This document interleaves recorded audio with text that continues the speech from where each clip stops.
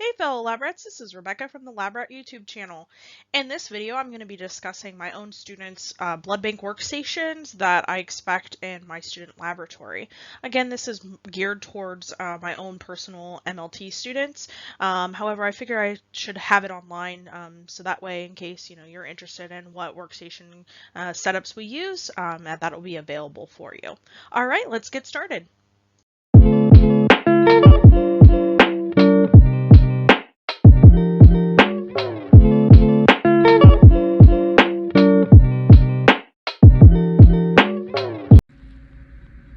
Alright lab rats, so I am in my student laboratory at the college that I teach at, and this video is really geared towards my immunohematology students. However, I figure I would put it online in case anybody else is interested in how a blood bank workstation can be set up.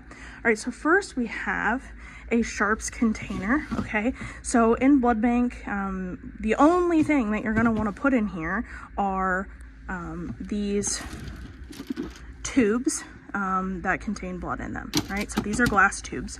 Other things that you could put in here that aren't specifically related to blood bank are microscope slides that are glass, needles, anything that's sharp that has some sort of biohazard contaminant on it, okay?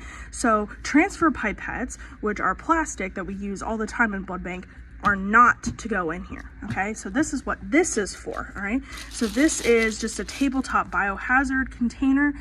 So anything that is, like if you have a piece of gauze or a piece of chem white that is soaked in blood, it can go in here.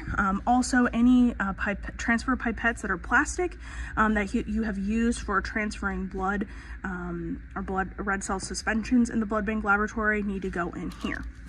All right, so then we have a pair of scissors. So we use these for cutting red cell donor unit segments. So those are there, all right?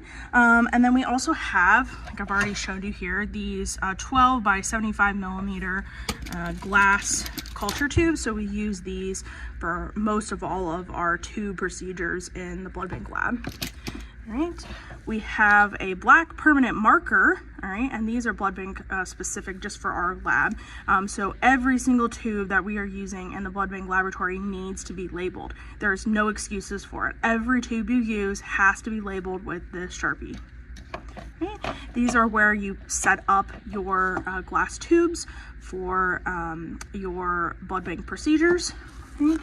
We have a rack of blood bank reagents, so these are refrigerated. I do have a separate video on all the different blood bank reagents that we use in the laboratory.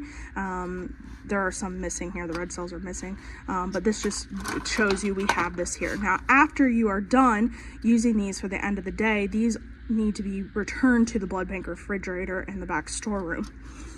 We have a highly scientific, highly expensive solo cup that we use for our transfer pipetters.